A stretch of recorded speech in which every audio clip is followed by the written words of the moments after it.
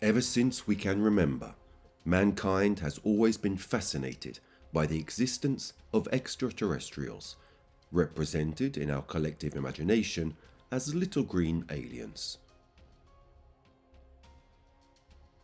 Planet Earth appears to be the perfect place for their little stealth visits. Between kidnappings and strange lights in the sky, sightings of UFOs have increased more and more over the years, together with the testimonies of those who have been affected.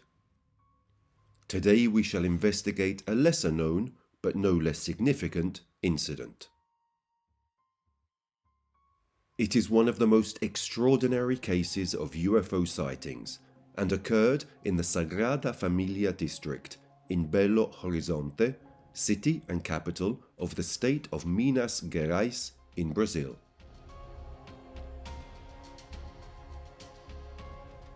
The protagonists of our story are three boys who claim to have been contacted by an extraterrestrial, a being of humanoid appearance, but, unlike many other cases, it would appear to be a giant Cyclops, almost 2.5 meters tall. During the latest wave of UFO observations, in mid-1965, a more than surprising news item was published by the famous Belo Horizonte newspaper, O Diario. According to the article, 3 children had seen, 2 years earlier in 1963, a strange flying object with several crew members in their own yard outside their home.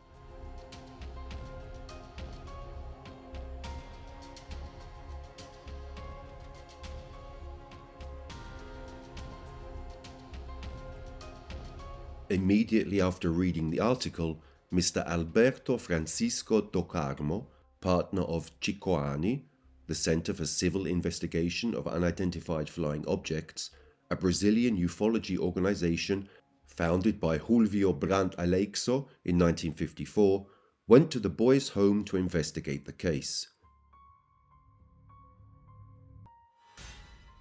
From this investigation that we are going to analyze, a classic case of Brazilian ufology emerged.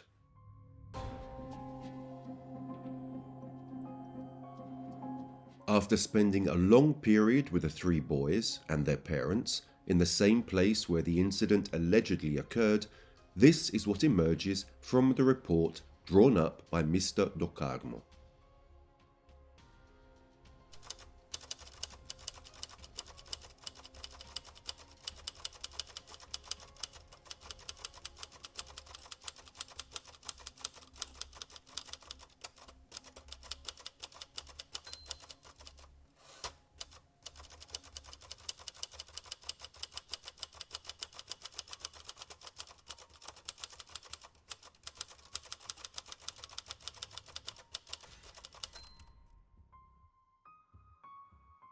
The brothers Fernando and Ronaldo, aged 14 and 7 respectively, like many other families, live in a small house on the outskirts of the city, with 4 or 5 rooms, together with their parents and 4 other siblings. As they do every evening, immediately after dinner, they go out into the backyard together with their friend Marcos, also 7 years old, who lives on the 2nd floor of a small house on the corner of the street. That evening their intent, like many other evenings, at their mother's request, is to wash an old coffee pot with water from a cistern located next to a small well in their backyard. Going out into the yard through the back door, down the small stone staircase, the older boy, Fernando, notices how well lit it is, but doesn't give it much thought, as the moon is shining brightly in the sky. The courtyard is also a kind of garden full of flowers, with its well and small bushes and well-kept flower beds, together with some fruit trees, an avocado tree and a mango tree. Their friend Marcos, always the first to want to do things, quickly approaches the old oil barrel, used for many years as a water tank. The barrel is almost empty, so the boy moves to the small well next to it to collect the water needed for their task. The wall of the well is quite high, and the boy has to lean inside to operate the lever to lower the bucket and collect the water at the bottom. He leans in so far that his head can hardly be seen, only his back and legs emerge from the well. Ronaldo, on the other hand, the younger brother, left further back to the side of the house, is the first to be truly surprised at how well lit the courtyard is, despite the fact that the old and worn lamp is turned off. Raising his head to understand better, Ronaldo sees the most amazing thing in the world. Floating in midair above the courtyard, high enough not to have been noticed initially by his friend intent on collecting the water, a spherical object is floating, illuminated from the inside and with transparent walls. It is motionless above an avocado tree planted in front of the house, about 5 meters from the ground and 8 meters from the boys watching it.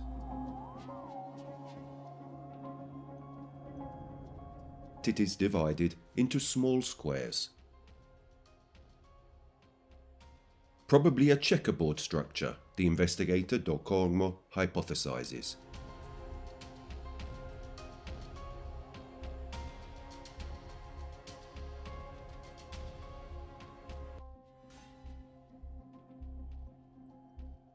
As if paralyzed by what he is seeing, Ronaldo observes the sphere speechless.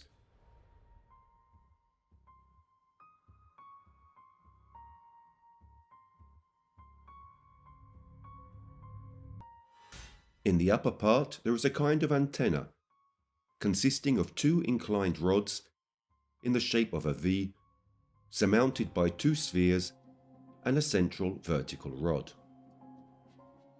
Ronaldo is no longer the only one to observe that miraculous sphere. Managing to temporarily take his eyes off that mesmerizing sight, he notices that even his brother, who stopped shortly after entering the courtyard, has raised his head and remains, like him, almost paralyzed by what he sees.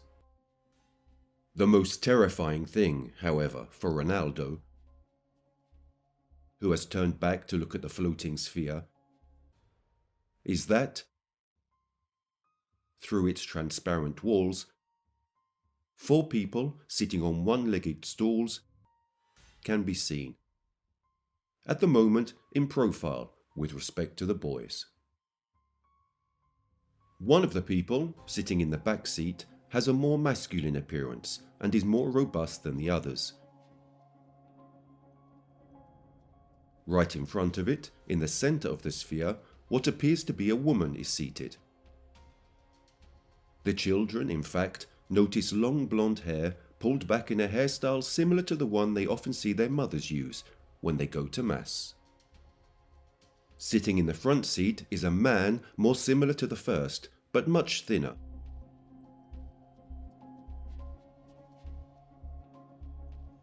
Who seems to operate, now Ronaldo notices, instruments on what the child can only define as a control panel, not too different from that of an airplane, as he had seen on a TV series a few days earlier. In front of this is a kind of screen similar to a television.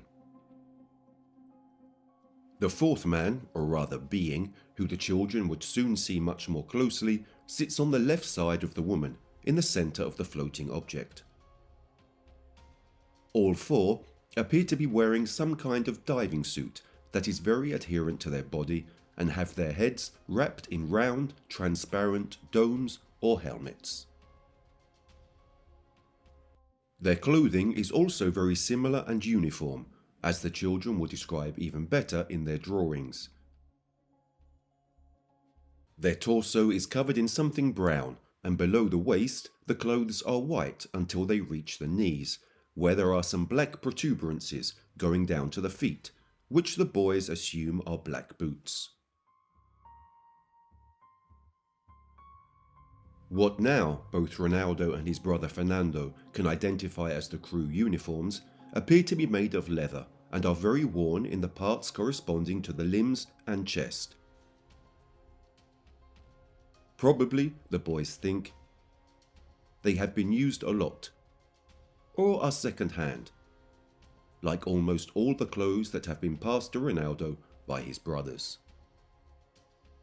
In a matter of seconds, before the two brothers can even warn their friend Marcos, still intent on collecting water from the well, two beams of light, parallel to each other and with a yellowish colour, split the air under the floating device, projecting themselves towards the ground in the blink of an eye near a flower bed. Without any perceptible noise, a hatch below the sphere opens, with two parts sliding in opposite directions. Among these two large beams full of bright light, one of the men, or rather one of the beings inside the spacecraft, makes its descent to the ground, floating upright until it gently touches the beaten soil of the courtyard. The brothers can now fully see that strange creature that resembles a man. After placing both feet on the ground, they notice that the being does not look around and does not seem disoriented. Perhaps floating on the ground is a daily activity for him, the eldest thinks. Instead, the being heads, without delay, towards Ronaldo and Fernando, who, still motionless, almost as if glued to their home and still stunned by the event, have not warned their friend Marcos. Marcos, with his head completely stuck in the well and having not yet noticed anything, is unaware of the situation. The being moves with a heavy and cadenced gait.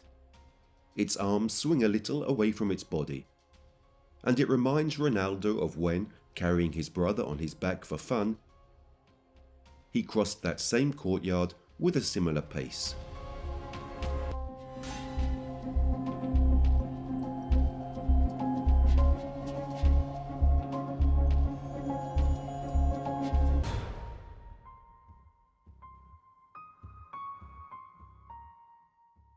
Perhaps this being is weighed down with something, or is not used to walking on the earth.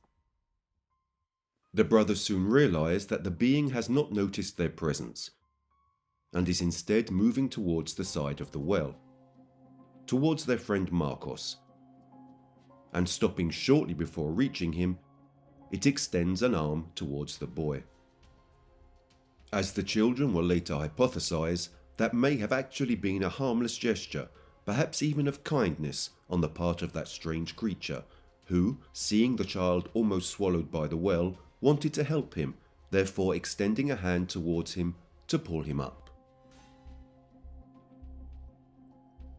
But Fernando, as if awakened from a trance and immediately interpreting the being's gesture as a threat to his still distracted companion, rushes, running towards the cistern, and jumps on Marcos, throwing him violently to the ground to avoid being grabbed. Marcos now finds himself dazed, surprised, and lying on the ground, trying to understand what happened. He turns, at first angry, towards his friend who dragged him to the ground, then, following Fernando's gaze, lying on the ground next to him, he too sees the strange visitor for the first time.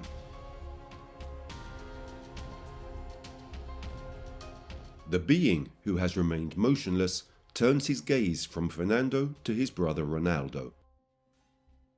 The boy, who in the meantime had managed to move back a little in the courtyard with the intention of taking refuge in the house, breaks into a run, but stumbles and slams his knee painfully on the corner of the door.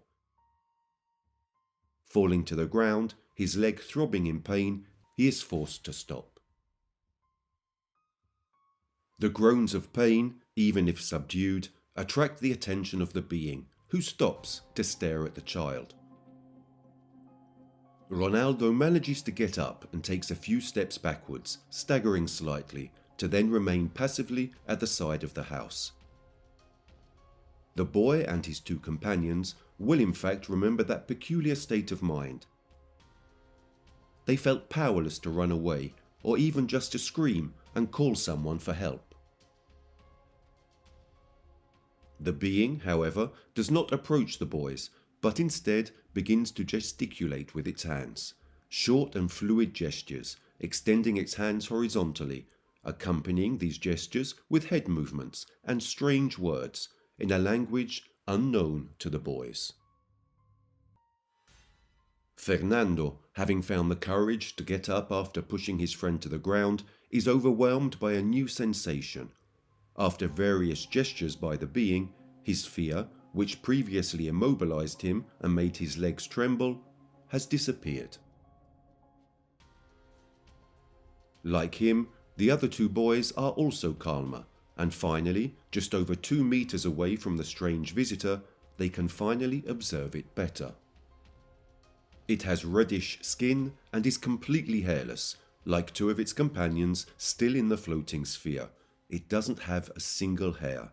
The boys certainly know bald people in their neighborhood, but it is still a peculiar vision.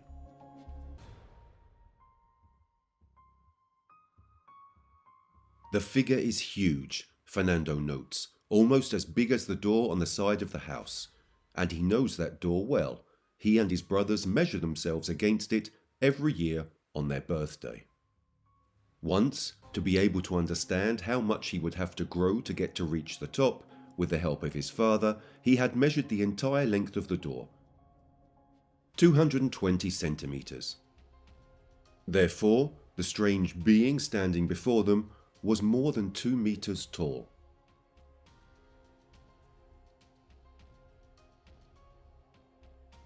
Above what now stands out better as a transparent helmet, there is a kind of small, ring-shaped antenna with a small hanging sphere. But by far, the most surprising and strange thing that all the children can see very well is its eye. One single, large eye placed in the center of the face. They will not remember the nose or ears, maybe they didn't even have them, but the eye, that is unforgettable. A round and dark eye, devoid of its white part. The thing that strikes Marco the most, and that he will continue to remember for a long time, is the pupil. Instead of a circular pupil, like human eyes, the being only had a much darker horizontal line as the central part of the eye. Above that big ball that is the eye, there is a dark and large area, not well defined, but that moves frequently, which the boys interpret as a thick eyebrow. The clothes the being is wearing, that kind of suit, cover its whole body and appear slightly swollen to the boys. They will hypothesize later that perhaps, after the fluctuating descent a little earlier, the suit had filled up with air. With short steps, the being moves a little, always staggering slightly, in contrast to the naturalness with which it had made its descent to the ground, and it sits on the edge of the well. The boys see it in profile, and it is located, more or less, in front of that strange spherical device similar to a spacecraft, where its companions remain seated. The height of its head far exceeds the height of the handle of the pulley of the well, Fernando notes, and taking advantage of the apparent distraction of the being, he takes a few steps backwards, positioning himself behind the being in order to be out of its field of view.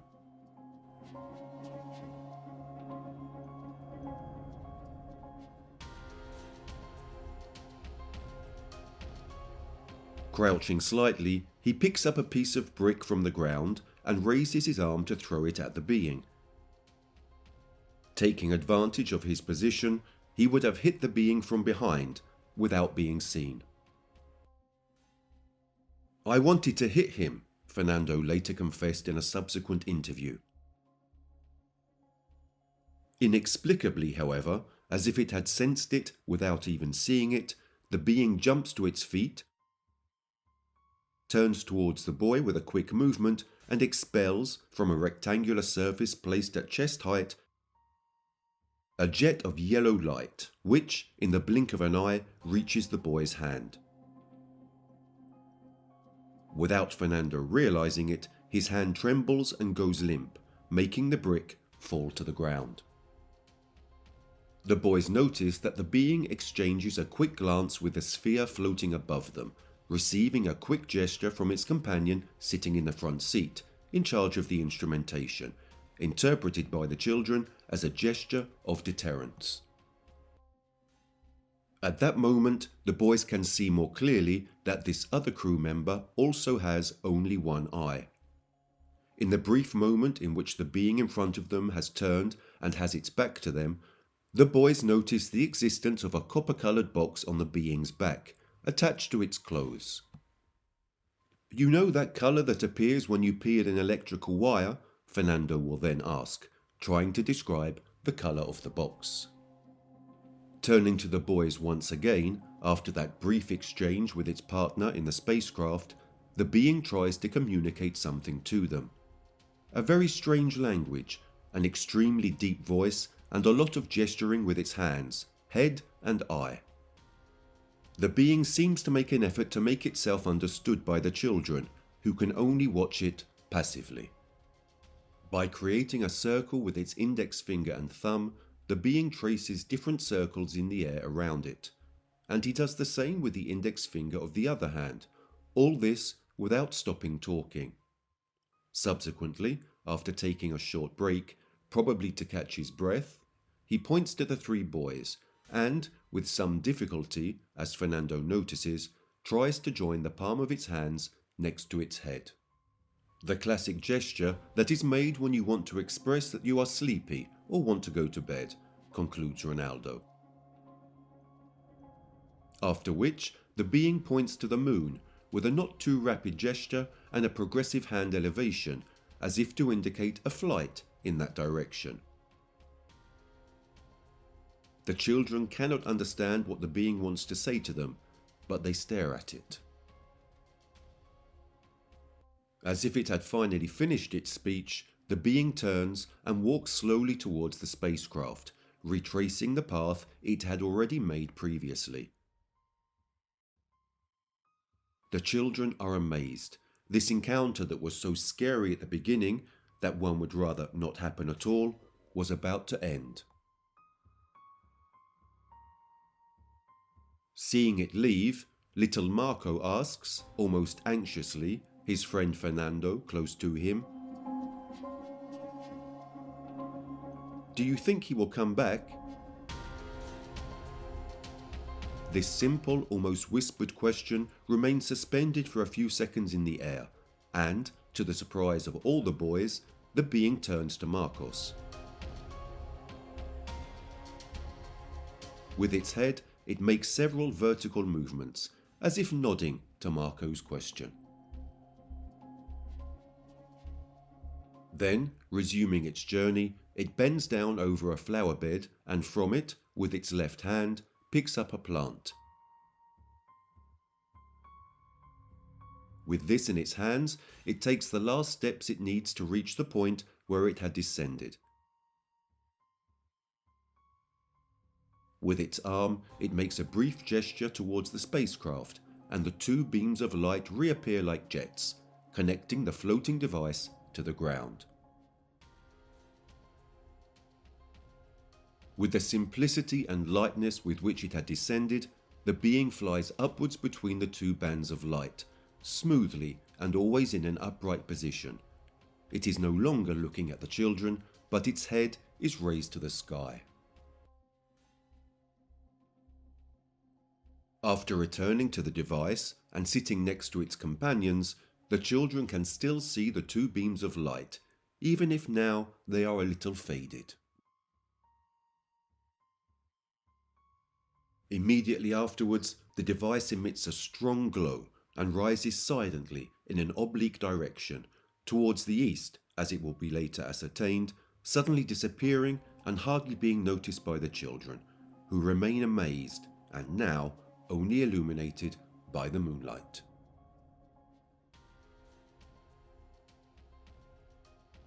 After a few moments, as if a veil had been removed or the boys had been given permission to move again, the children feel free, and, that feeling of calmness disappearing, they immediately run into the house, crying out for Donna Maria, the brother's mother, almost screaming. The woman, who was putting her youngest son to bed in a room near the back entrance, had not noticed any change in the environment during the few minutes that the strange encounter had taken place in the courtyard, except for a strong and short flash of light coming from the window. That flash, however, was strange, the woman will later explain, because there was no possibility that a car headlight could hit the windows of the house and therefore produce that light. But the woman hadn't paid much attention to this until the children entered the house screaming, "Mum! Mum! Come and see what a horrible thing!"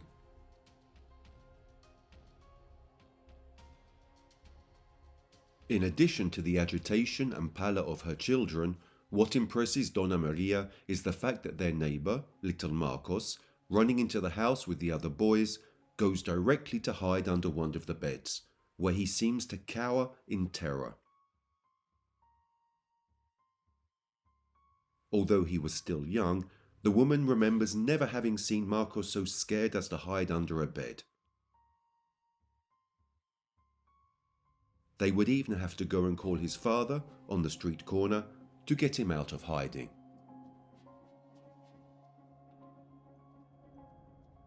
At the time of the incident, Mr. Alcides, the father of the brothers Fernando and Ronaldo, is, like any other evening, in the neighborhood bar, talking with some friends.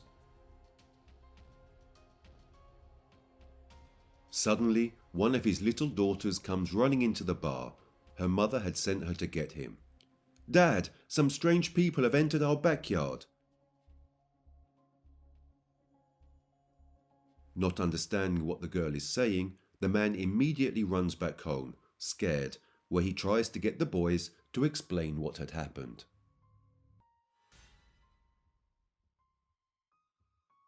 After several minutes of disbelief, the man is led into the courtyard and examines the ground, following the directions of the children.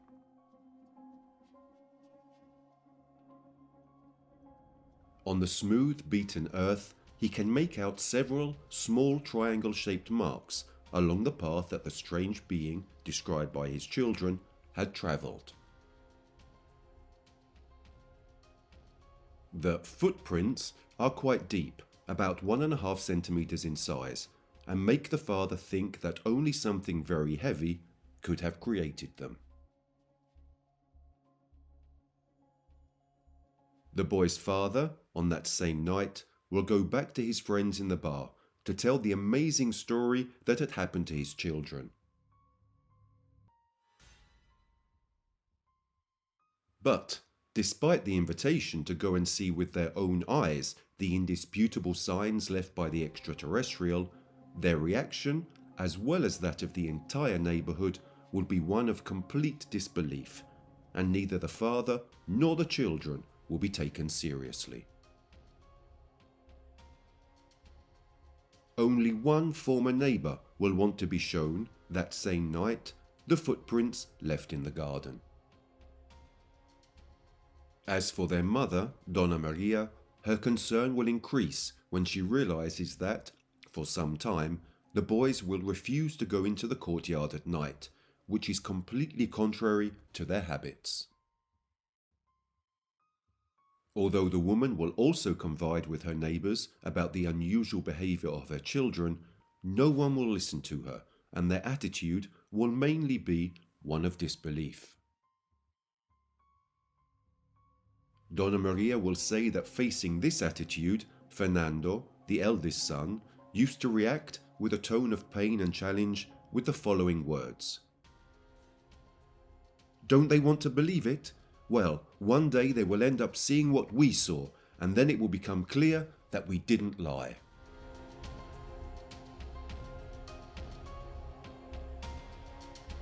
Time has passed, and the children, now all grown up, after being contacted once more by the first investigator of the case, the ufologist Alberto Francisco do Carmo, absolutely insist that they would never have taken advantage of the incident, wanting to go on and live their lives.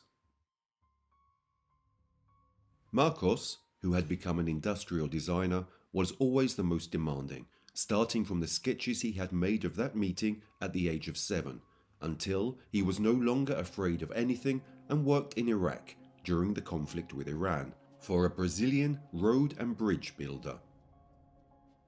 Ronaldo had become a gem setter at a jewelry store, and Fernando a mechanical technician, very competent and proud of never having been unemployed, having acquired a good reputation, generally respected as a professional. Furthermore, among the various investigations that followed the event, Julio Brandt Alaixo, the founder of Cicoani, the Center for Civil Investigation of Unidentified Flying Objects, among the first to be interested in the case, carried out an interview with the boys 2 years after their encounter with the extraterrestrial being, who showed up in their courtyard that evening of August the 28th, 1963.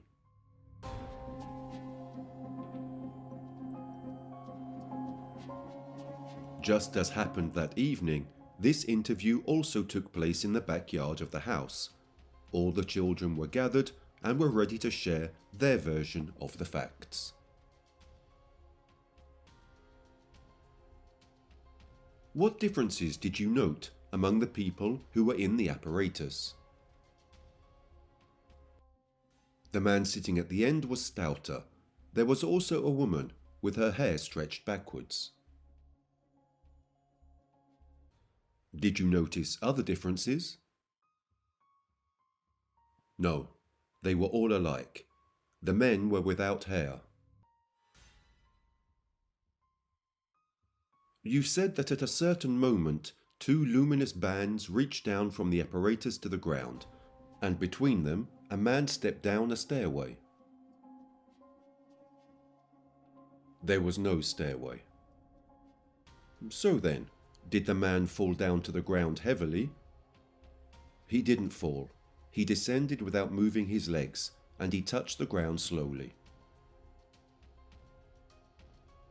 Did he immediately walk in your direction? Yes. Please, do imitate for us the walk.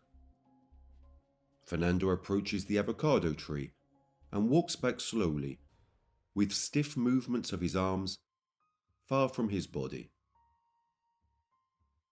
Here, he says, indicating the ground, he slipped twice on the limestone. Were all of the man's movements so slow? No, sometimes he moved fast, but he seemed to have difficulties in bending his arms. Why do you think so? Fernando then produces some of the gestures the being made. A series of hand gestures, rapid, horizontal and circular. In reproducing the gesture of being tired, made by the being, its hands pressed together are not able to get too close to its head. Did the man also make movements with its head? When he was looking and speaking to us, once in a while he moved his head very much.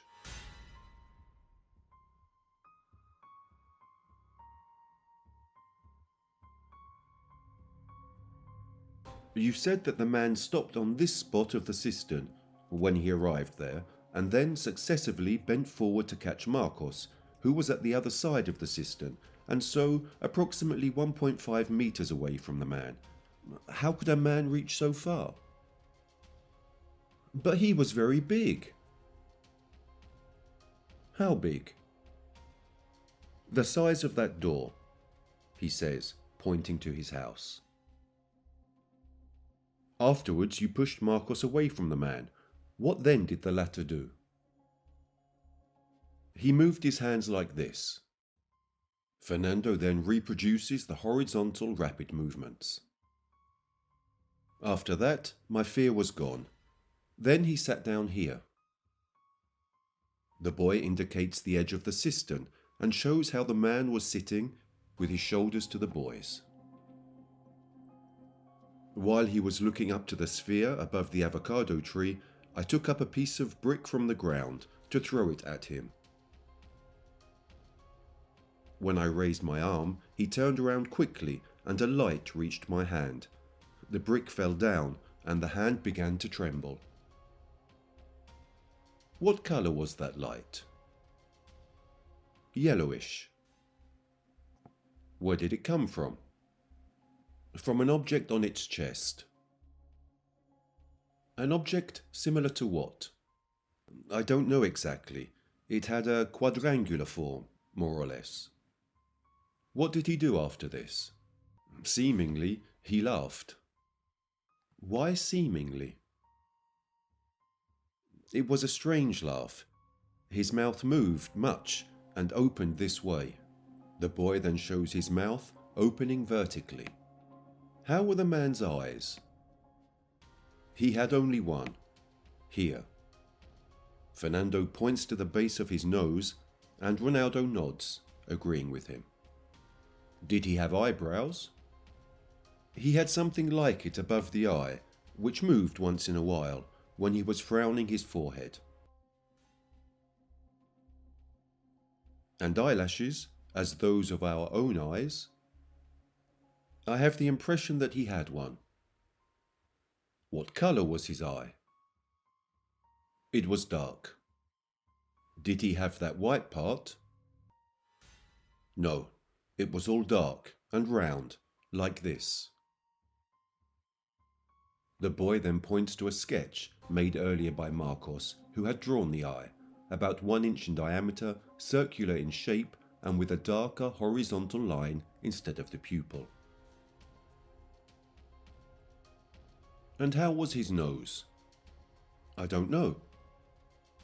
So you state to have seen his mouth and eye, and now you can't describe his nose.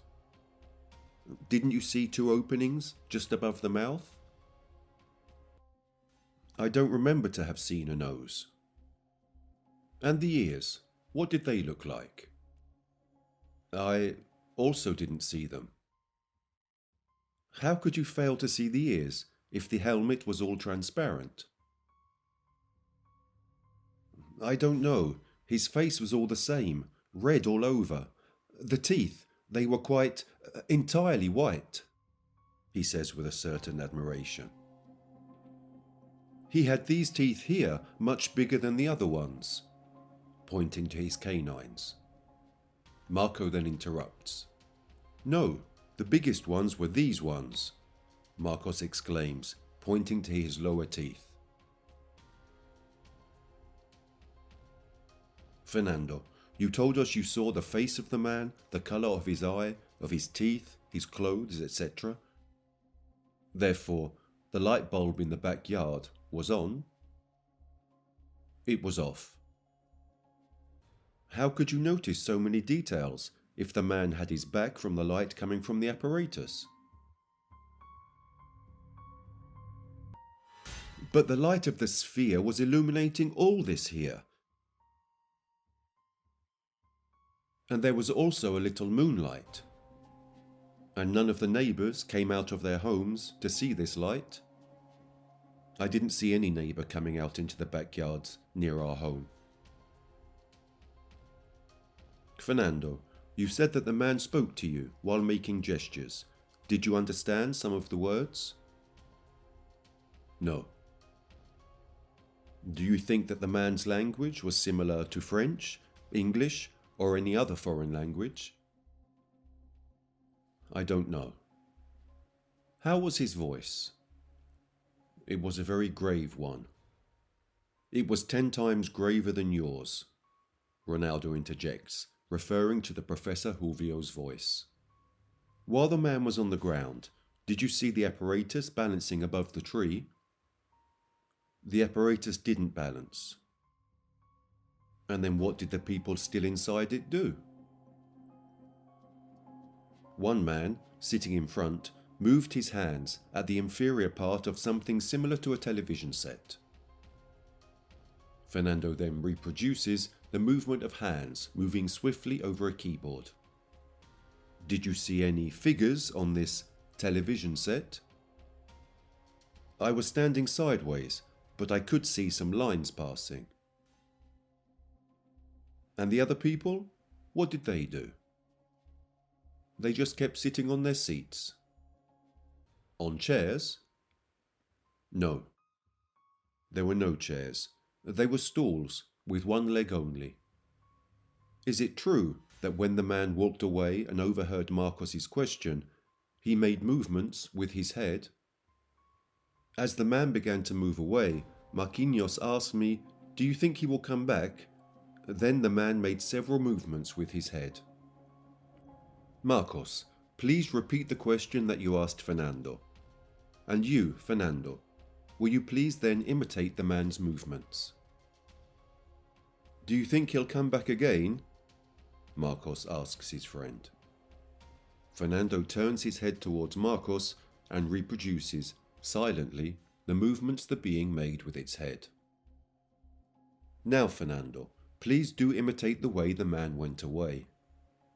Fernando walks slowly towards the avocado tree.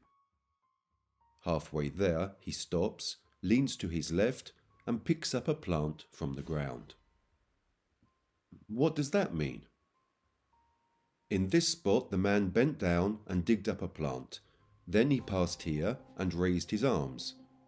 Fernando then imitates the gesture. And the two luminous bands would reappear. He ascended between them until reaching the sphere. And then? Then the light of the sphere became more intense and it began to ascend slowly. Suddenly there was a flash of light and the lights were switched off everywhere. The sphere disappeared here, behind the roof. At that moment, so it seemed, the wind blew. Are you not certain about that? I felt something in the air which made me think so. Fernando, look around here. How many people are here to hear your story? Around 8 children from the neighborhood who knew about the detective's mission followed them and were attending the interview. So, in addition to the 3 children, their parents, the 4 other small children, and the members of Cicoani, a small crowd had formed around them, attentive and silent. However, the investigators noted that Fernando and his friends continued to maintain an unalterable spontaneity. Don't you think that when you invented such a tale, you could hurt yourself, as well as your family? Your parents already told me that your story is not true. If they told you so, I don't know this, but I am telling the truth.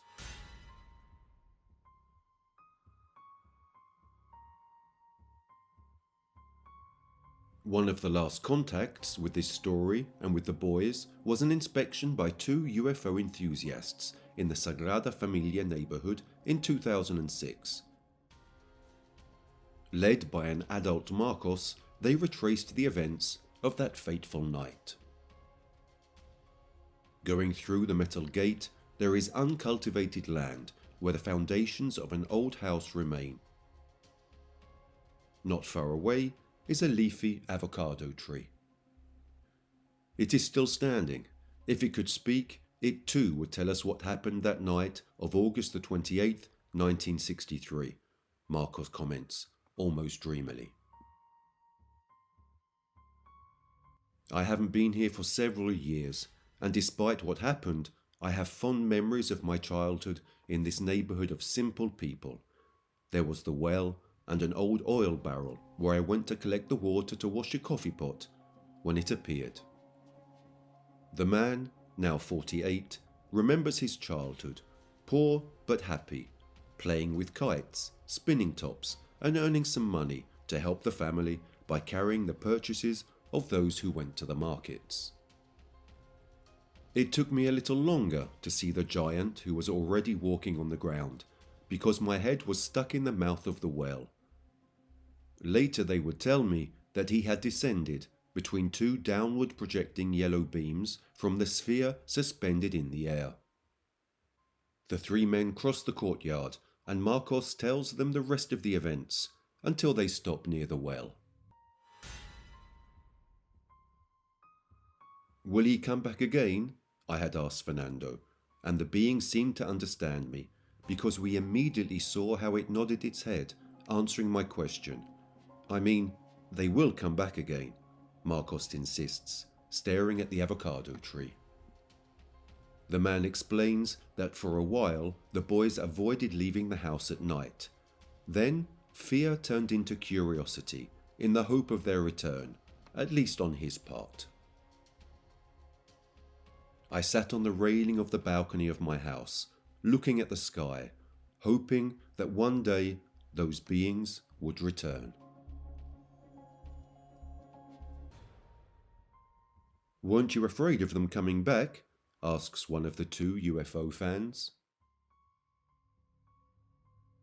"No, because if they had wanted to hurt us, they would have done it that unforgettable day. I think they wanted to see how we lived, what we did." "Do you still have hope that they will come back?" Hope never dies. I'd like to see them again. It was very nice to remember the event in this place, even if there is very little left of my friend's house. "Mine was that one, the one on the corner," he points out emotionally. As I told you, childhood brings me good memories. Experiences like these are never easy to put behind us. There are those who at all costs want to go ahead and forget everything, and those who get stuck in the past, trying to relive the event. What is certain is that this experience united the three boys even more. Whether it was a simple courtesy visit by some extraterrestrial alien form or something more. That night, an important case of ufology took place in history. What remains, apart from the footprints still cemented in the courtyard, are the memories of a childhood, a friendship, and a past that, for better or for worse, will not go away anytime soon.